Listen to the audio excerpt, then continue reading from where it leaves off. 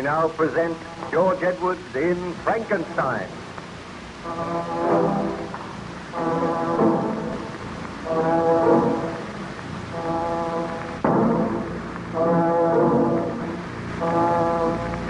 Baron Frankenstein related his experiences to Captain Walton, the master of the Voyager, the vessel which was bound on a journey in polar exploration.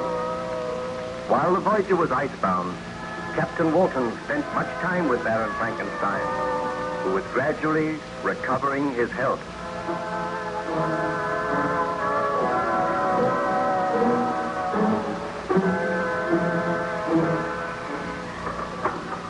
Oh, Baron Frankenstein, I thought perhaps you might care to look at my journal.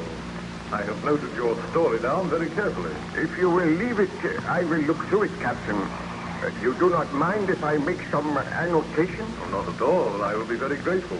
I am glad that you have noted my story in your journal, because something tells me that I will never return to civilization.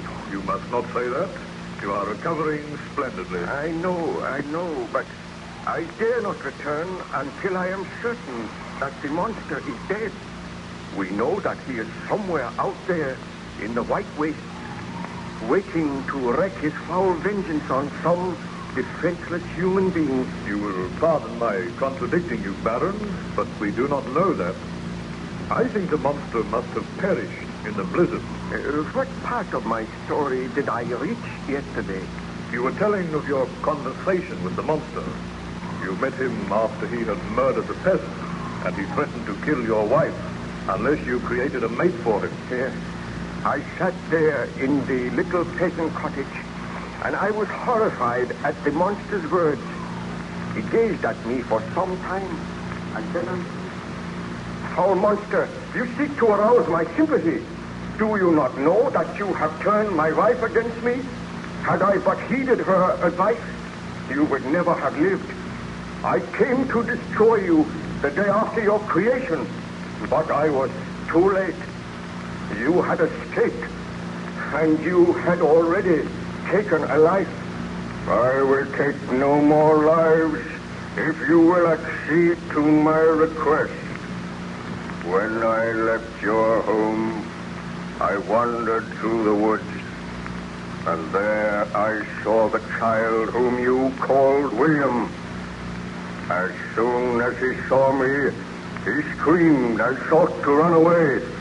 But I seized him by the arm and spoke softly to him, bidding him not to be afraid. He told me that his uncle was Baron Frankenstein, and that I would be punished if I harmed him.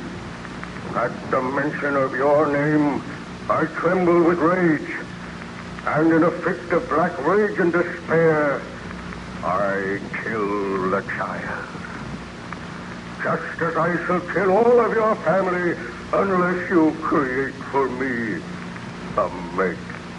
I cannot bring myself to do such a thing.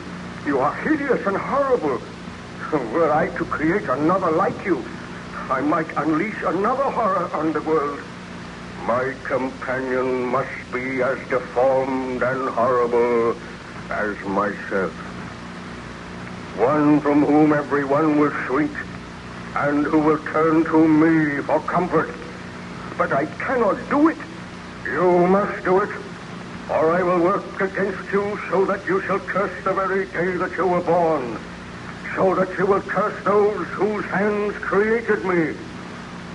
I do curse them now.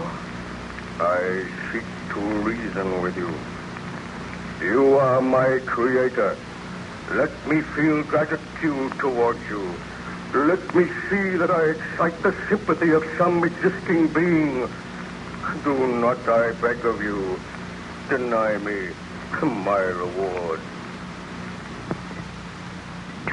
I have tried to paint for you a picture of misery, the horror, and the suffering which I have undergone. All I ask is a mate as hideous and repulsive as myself.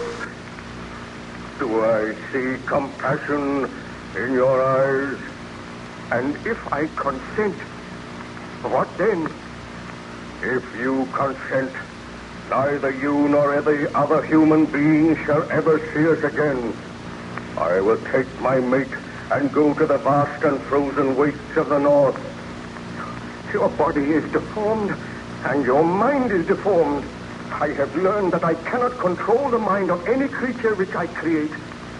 If I create a mate for you, she will also have the desire to kill, to inflict misery on others. Oh, I dare not do it. If you refuse, I swear that all you know and love shall die as others have died. I will haunt this earth, the enemy of mankind, who are my enemies. So be it. I must consent to your demand on your solemn oath that you will take your mate into exile so that none will ever see you again. Do you swear to that? I swear by the sun and by the blue sky of heaven and by the fire of the love that burns in my heart that if you grant my prayer, you will never behold me again. Depart to your home and commence your labors. I shall watch your progress with anxiety.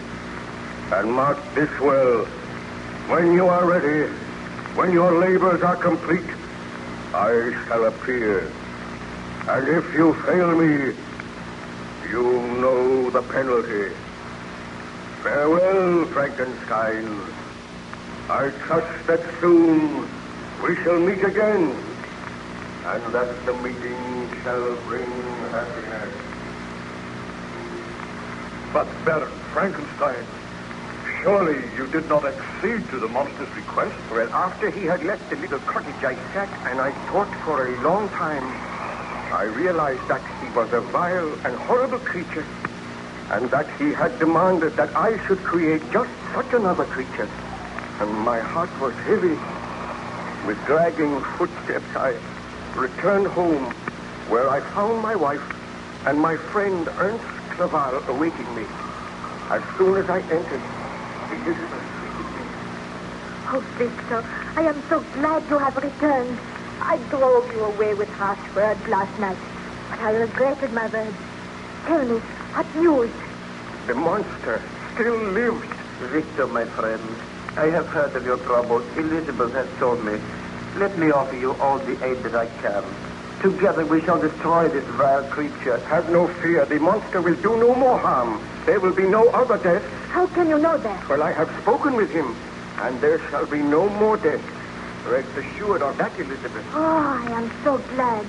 But can you trust this monster? I have been greatly punished for my sins. Tell me this, Victor. Did you consent to the monster's request? Surely you did not promise to create a mate for him? Elizabeth, there is so much at stake. So much harm has been done. Victor, you cannot do it. Already there is one vile, bloodthirsty monster roaming the earth.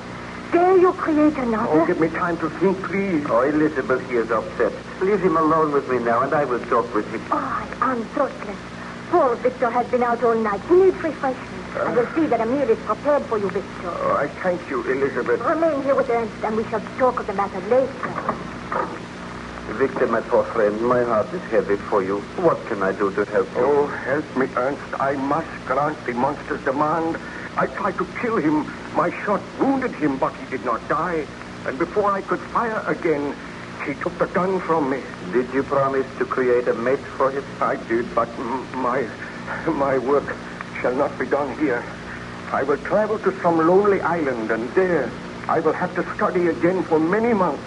And there I would create a mate for the monster, which I created. You must not do it, Victor. I must do it. Oh, having created one such hideous monstrosity is a sin for which you have paid heavily. Do not create another. If I do not, your life is in danger. Elizabeth's life is in danger. I must do as the monster says. So be it. I shall accompany you, and I will help you with your work. Oh, you are kind, my friend. A friend of mine has a cottage on a little island in the Orkneys. I know that he will lend us this cottage, and you will be able to conduct your work there. But I am against it, Victor. I do not think you should do it. I must do it. I feel sure that if I grant his request, there will be no further trouble. But how can you be sure? You cannot control the minds of the creatures which you create. Oh, We shall tell Elizabeth you are taking me away from my health, that I am going for a sea trip for several months. Then I will be able to return here to find happiness when my work is done. It seems the only way. The servants are preparing a meal for you, Victor. Oh, thank you, Elizabeth. I have just been talking matters over with Ernst, and he thinks that I should go away with him for a sea trip. My health has been undermined by all this dreadful worry. And you are going away without me? No, but you will be safe here. I know that the monster will not harm you. I feel that I must go away without you this time, Elizabeth. Where are you going? We have not decided yet. But will you not trust him to my care, Elizabeth? I will, Ernst. But I want to ask you one question, Victor. Do you intend to grant the monster's demand? My dear, I am going away from here so that I will not grant the monster's demand. My laboratory and all my instruments are here. I am leaving them. I am striving to forget about the monster. You need have no fear. I know that the monster will do no further harm. What did you say to him? Well, I do not like to think of it. But I spoke with him, and he swears that he will not commit another murder. Is he not to be punished for the murders he has already committed? Oh, there is nothing we can do at present, my dear. If the burgomaster's men find the monster, they will kill him. Believe me, Elizabeth, Victor is acting for the best. Be content to leave him in my charge. I must be content. You have nothing to fear, Elizabeth. Now wait here until I return. I will recover my health. I will forget the miseries of the past.